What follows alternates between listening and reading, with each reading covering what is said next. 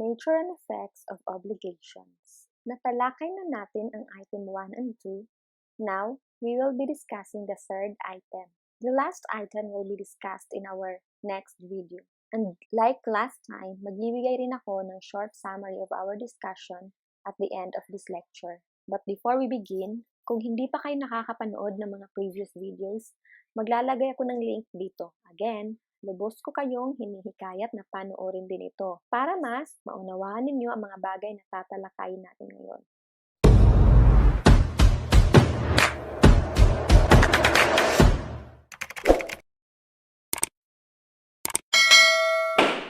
Article 1165. So let's tackle first the first paragraph. When what is to be delivered is a determinate thing, the creditor, in addition to the right granted him by Article 1170, may compel the debtor to make the delivery. Well, dahil na-mention ang Article 1170, but we will be discussing this thoroughly on our next video. For now, it's enough to just say that Article 1170 provides that the debtor will be liable for damages if he is guilty of fraud, negligence, delay, or if he contravenes the tenor of his obligations.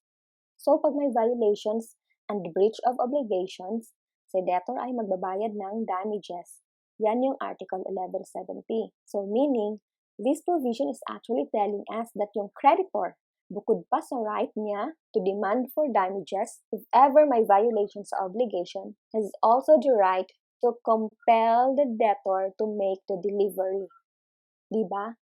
As discussed previously, in an obligation to deliver a determinate thing or a specific thing, ang mismong specific thing, whatever it is, ay ang mismong dapat ibigay. Dahil dito, maaaring ang debtor lamang ang pwedeng mag-comply sa mismong obligasyon. Ito ang dahilan kung bakit ang creditor ay binigyan ng karapatan to compel the debtor to make delivery. Ngunit, it should be made clear. Ito ay hindi nangangahulugan na si creditor ay maaaring gumamit ng puwersa o karahasan laban kay debtor just to compel him to perform the obligation. Ito lamang ay nangangahulugan na si creditor ay maaaring mag-file ng kaso before the court, and the court will be the one to compel, to order the delivery. Si creditor ay pwedeng mag-file for specific performance para makompel si debtor to make delivery. Okay? Specific performance. Isang madaling halimbawa. Pogi obliged himself to deliver to Ganda his only car on December 25. So, pagdating ng December 25, Ganda now has the right to demand to Pogi na i-deliver yung kanyang car. That's it. So, let's proceed to the second paragraph of Article 65. If the thing is indeterminate or generic, he may ask that the obligation be complied with at the expense of the debtor. This is why we need to differentiate an obligation to give specific thing from generic thing. Kasi, if generic thing, it is not necessary for the creditor to compel the debtor to make delivery. Although he has an option to ask for specific performance, pero dito, he may ask that the obligation be complied with at the expense of the debtor. Meaning, it can be done by someone else at the expense of the debtor. This is actually what we called substituted performance. Example, Pogi obliged himself to deliver to Ganda 100 sacks of rice on December 25 for 50,000 pesos. Now, if on December 25, hindi siya nag-deliver ng 100 sacks of rice kay Ganda, si Ganda ay pwedeng bumili ng 100 sacks kay Beauty, a third person at the expense of Pogi. Dito, si Beauty ang nag-deliver ng 100 sacks of rice, meaning substituted performance, at the expense of Pogi. That's it. Let's proceed with the last sentence. If the obligor delays or has promised to deliver the same thing to two or more persons who do not have the same interest, he shall be responsible for any fortuitous event until he has effected the delivery. The third paragraph only gives two instances when fortuitous event does not exempt the debtor from responsibility. Hence, it likewise refers to an obligation to deliver a determinate or specific thing. As a rule kasi, a generic thing cannot be an object of distraction by fortuitous event. We will be discussing fortuitous event in detail when we reach Article 1174, which will be covered in the next video. Basta for now, itong paragraph na to ay nagbibigay ng dalawang pagkakataon kung saan ang fortuitous event will not exempt the debtor sa kanyang responsibilidad. But before that, ano ba tong fortuitous event? As defined, a fortuitous event is an unforeseen event or, if foreseen, inevitable. Isang di inaasahang kaganapan o kung nakikinita or makikinita man ay hindi naman maiiwasan. It is also called an act of God if it is due to a natural occurrence like an earthquake, and force majeure if caused by man like war. Okay, so malinaw na kung ano ang fortuitous event. Kasi ganito yan. As a general rule, walang responsable sa damage or loss because of fortuitous event. Kasi di ba, hindi naman nila kasalanan. It was damaged or nawala dahil sa unforeseen or inevitable event. Just take for example, the one that I have posted in my page. Pogi obliged himself to deliver to Ganda his one and only car. Before delivery, an earthquake destroys completely the car. Is Pogi still obliged to deliver a car to Ganda? So if prior to delivery, nagkaroon ng earthquake, and because of that, nasira totally ang kotse. Dito, dahil ang rason kung bakit hindi na pwedeng mai-deliver ni Pogi ang one and only car niya ay ang earthquake, which is no doubt a fortuitous event. Pogi will not be responsible. That is the general rule with regard to a fortuitous event. Now, Article 1165, last paragraph, provides for a reason or a situations na kahit pa may earthquake, magiging liable pa rin si Pogi. Accordingly, if the obligor delays, another legal term, delay. What is delay?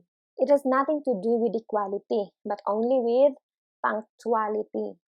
In delay, even if the quality is excellent, but the performance is not in due time, the debtor is liable. A distinction should be made between ordinary delay and legal delay, default or mora, which is usually para ma-distinguish namin sa ordinary delay.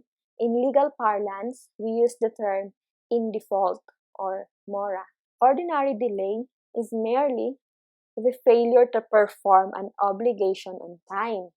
When you say legal delay or in default or mora, it is the failure to perform the obligation on time, which constitutes breach of the obligation. What makes a debtor in default? Actually, it is the extrajudicial or judicial demand. Pag mayroon ng demand to perform an obligation and hindi nakapag-comply si debtor, he is now considered as in default or meron ng legal delay. Actually, we'll be discussing this further in Article 1169.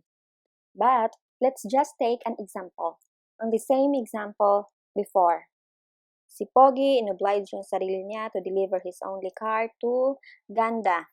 Now, if on the said day, on December 25, hindi nag-deliver si Pogi, he is now in ordinary delay. Okay? Not yet in default. Or if on December 25, an earthquake destroys his only car, Pogi is not liable. However, if the scenario is like this, on December 25, demand was made for the delivery. So, Pogi now is in legal delay or in default. Now, if later, the car was destroyed by a fortuitous event by an earthquake, he would still be liable. And in this case, the obligation to deliver that specific thing is converted into a monetary claim for damages. So, another situations na kahit pa may earthquake, magiging liable pa rin si Pogi. Accordingly, when he has promised to deliver the same thing to two or more persons who do not have the same interest. So, sa magkaibang tao na hindi pareho yung interest. In our example, if Pogi obliged himself to deliver to Ganda his one and only car, nag-iisang car, and then thereafter, he also made the same promise to Beauty. The reason is because it would be impossible for Pogi to comply with his obligation to deliver to both Ganda and Beauty the same car, even without 42's event. So, even if nagkaroon ng earthquake kung kaya na-damage yung car, Pogi would still be liable. So, that's Article 1165. Tapos na rin naman natin ma-discuss ang Article 1166 in our previous video. So, let's proceed to Article 1167. Article 1167. If a person obliged to do something fails to do it, the same shall be executed at his cost. The same rule shall be observed if he does it in contravention of the tenor of the obligation. Furthermore, it may be decreed that what has been poorly done be undone. Ang Article 1167 ay tumutukoy sa obligation to do, otherwise known as the positive personal obligations, which we already discussed in passing when we discussed the general provisions in obligations.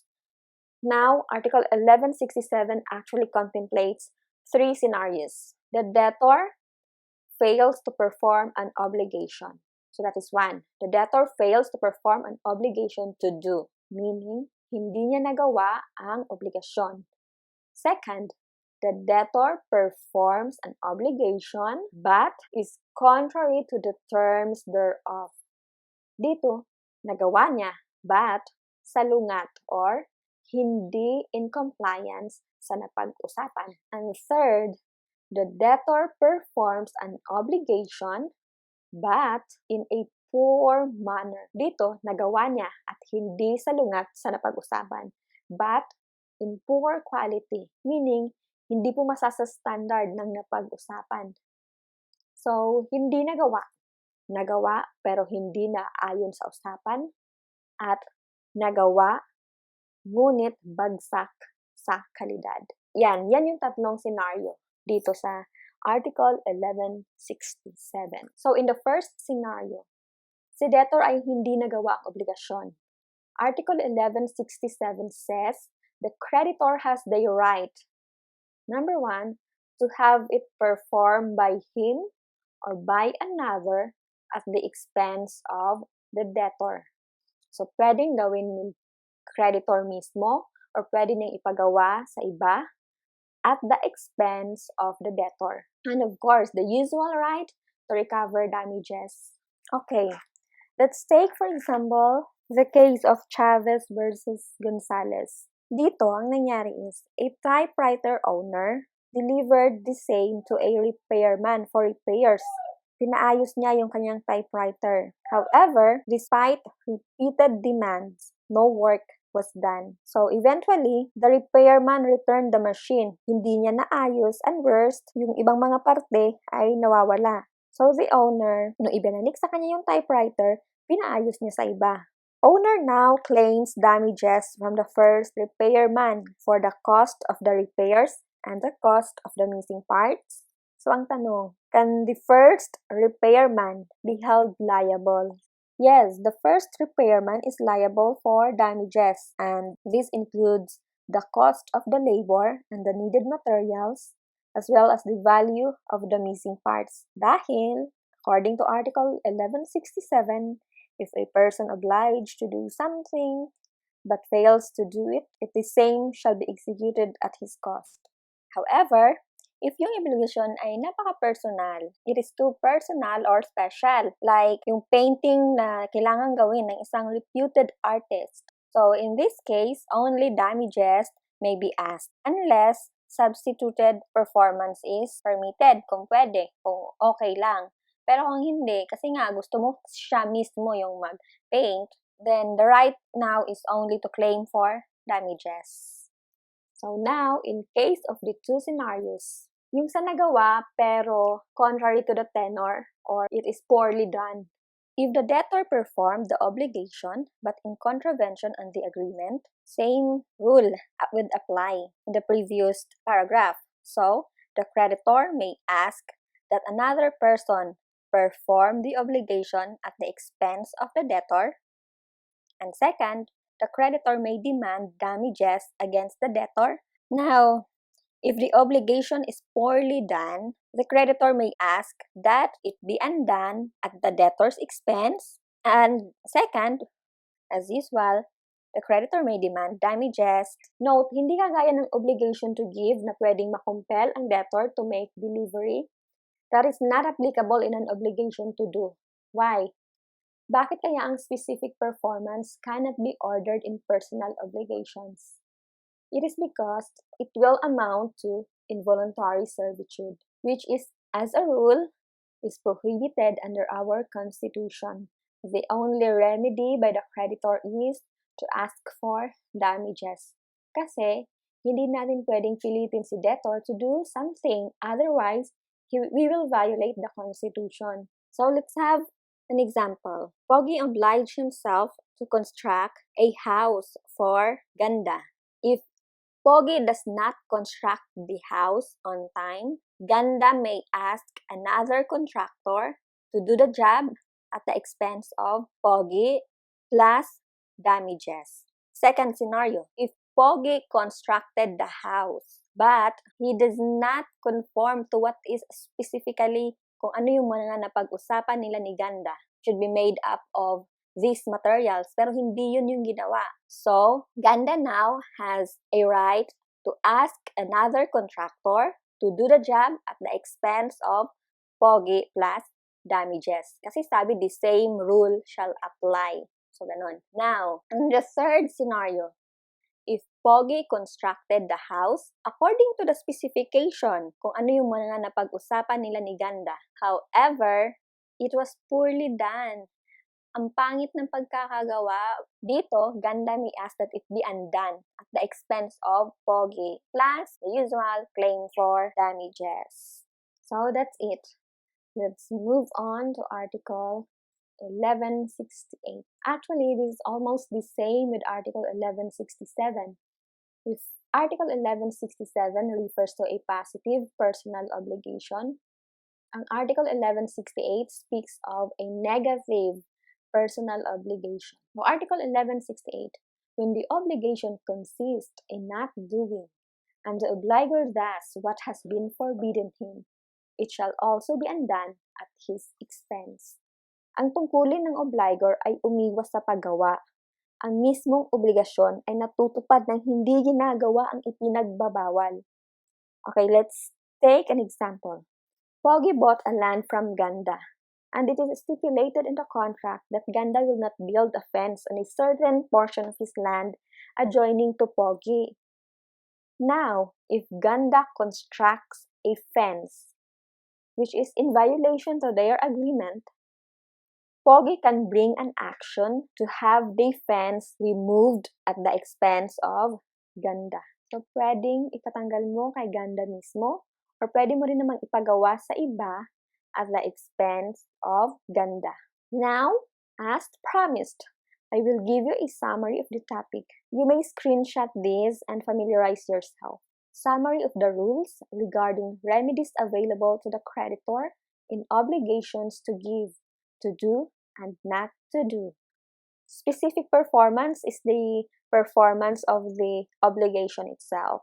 As said before, in an obligation to do or not to do, specific performance is not available. It will go against the constitutional prohibition against involuntary servitude.